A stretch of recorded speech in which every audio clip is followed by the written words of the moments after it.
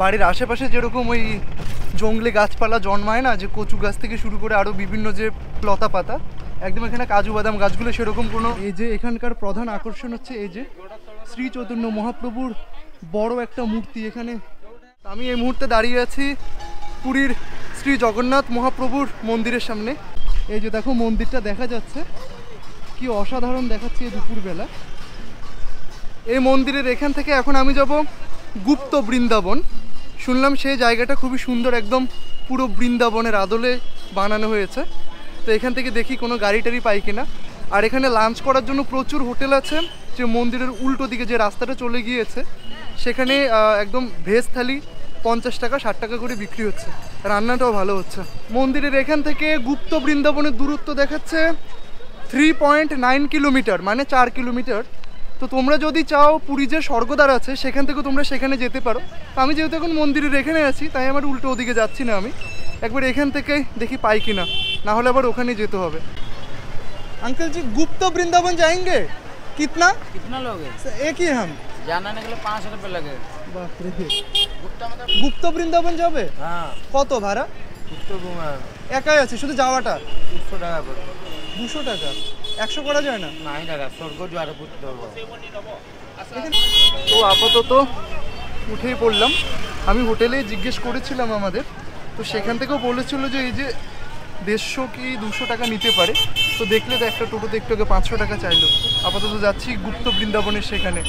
তবে এখানে এক একজন এক এক রকম চাইছেন, তোমরা তোমাদের মতো একটু দরদাম করে নেবে। যেহেতু এটা অনেকটা বাইরের সাইডে পুরীর, তাই একদম আপ ডাউনের জন্য রিজার্ভ করে নিলাম। এই হচ্ছে পুরীর জগন্নাথ মন্দির, সেই জগন্নাথ মহাপ্রভুর মন্দিরের পাশ দিয়ে চলে যাচ্ছি। আর এখানটায় শুধু দেখো কি ভিড়।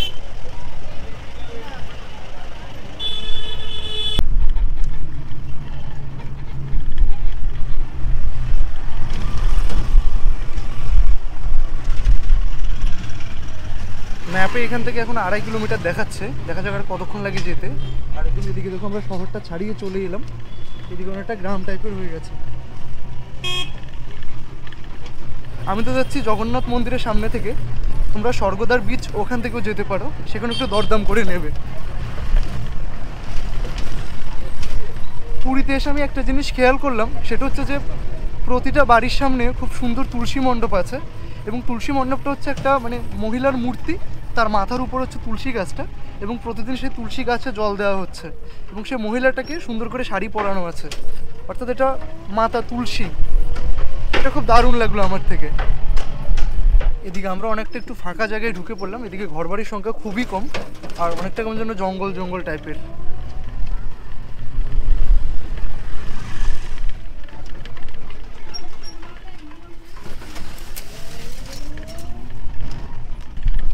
কাজু বাদামের ফুল থেকে খুব দারুণ একটা সুগন্ধ আসছে।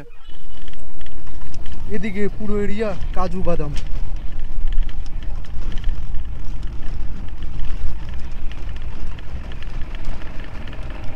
এই যে রাস্তার দুপাশে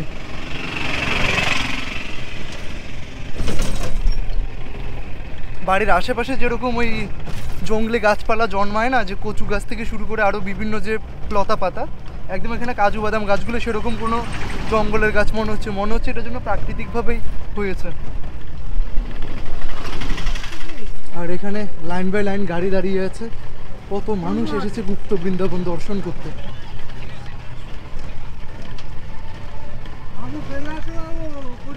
তো এখানে যেতে হলে তোমাদেরকে ভিতরে জুতো খুলে প্রবেশ করতে হবে, তো টোটোতে রেখে এলাম আমি জুতো। এই যে দেখো কত লম্বা লাইন লেগেছে, এখান থেকে টিকিট কেটে ঢুকতে হবে। আর এখানে অনেক দোকানপাট আছে, তোমরা চাইলে এখান থেকে কেনাকাটাও করতে পারো। আর এখানে চাও পাওয়া যাচ্ছে, টুকটাক খাবার দাবারও পাওয়া যাচ্ছে।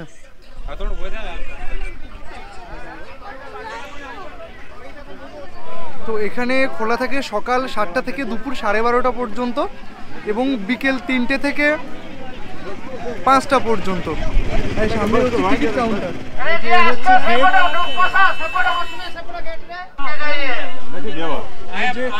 Visiting time. আর এখানে টিকিট নিচ্ছে 10 টাকা করে। বাহ, ঢুকে একদম গণেশজির মূর্তি, দারুণ দেখাচ্ছে। গণেশজির মূর্তিটা দেখো।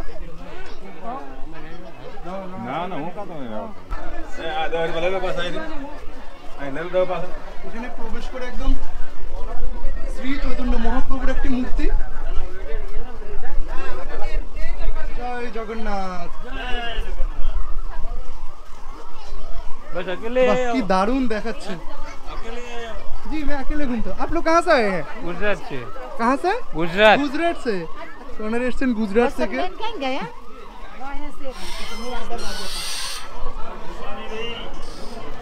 এই যে এই হচ্ছে একটা মন্দির, মন্দিরের ভিতরে রাধাকৃষ্ণের বিগ্রহ আছে।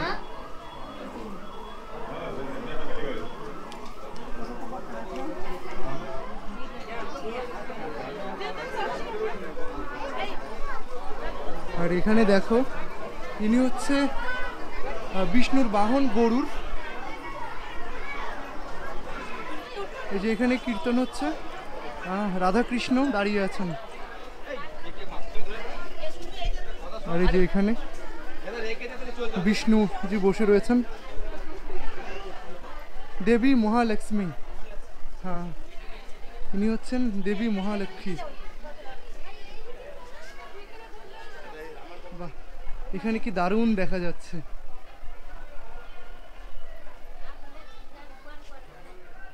আর এই যে এখানকার প্রধান আকর্ষণ হচ্ছে এই যে শ্রী চৈতন্য মহাপ্রভুর বড় একটা মূর্তি। এখানে কি দারুণ করে এটা বানানো হয়েছে। এই যে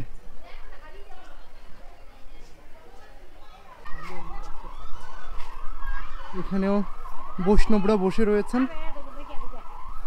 এখানে গ্রন্থ পাঠ হচ্ছে। এখানে জগন্নাথ দেব, এই যে দেবাদিদেব মহাদেব।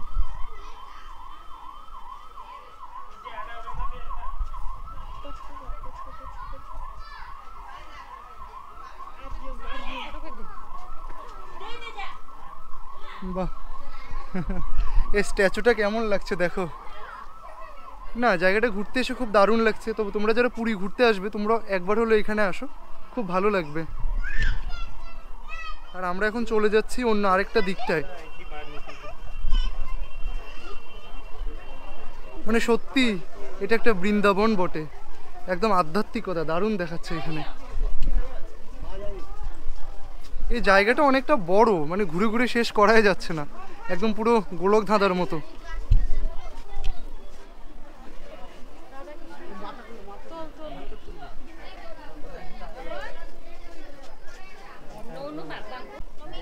আর এখানে রয়েছে বজরংবলীর কত বড় একটা মূর্তি।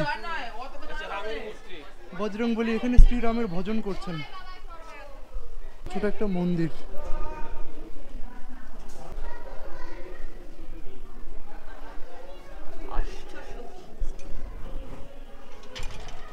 যেখানে অষ্টসখী। বাইরে থেকে দেখে মনে হচ্ছিল অনেকটা ছোট, কিন্তু ভিতরে এসে দেখে অনেকটা বড়। শুধু ঘুরতে হচ্ছে, মানে ঘুরে ঘুরে শেষ করা যাচ্ছে না। এখানে দেখতে পাচ্ছি বেশিরভাগই বাঙালি, সবাই আমাদের পশ্চিমবঙ্গেরই বলতে গেলে। আর এখানে একটা দারুণ একটা মানে জলাশয়, মাঝখানে হচ্ছে শাপলা গাছ, আর এখানে বিভিন্ন ফুল গাছ, একটা চাকা, কি সুন্দর। এই যে চাকাটা, এই চাকার মাঝখানে গণেশজি।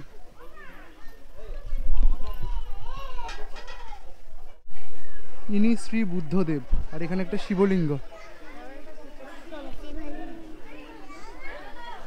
এবার এখান থেকে বের হওয়ার পালা।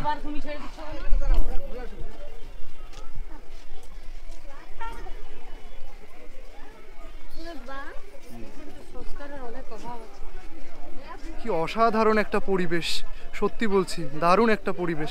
তো বন্ধুরা, তোমরা যারা পুরী আসছো তোমরা অবশ্যই একবার এখান থেকে ঘুরে যাও। তোমাদের যাদের রাতে ট্রেন আছে তোমরা এখান থেকে বিকেলে বেলা 2 ঘন্টার মধ্যে একদম পুরো ঘুরে যেতে পারবে। অনেক বাঁদর আছে এখানে, আমি ভয়ে ভয়ে হাঁটছি যদি আমার ক্যামেরা নিয়ে ছুট দেয়। তো বন্ধুরা, ভিডিওটা আপাতত আজকে এখানে শেষ করছি। দেখা হচ্ছে তোমাদের সঙ্গে নেক্সট কোনো ব্লগে। ততক্ষণের জন্য টাটা।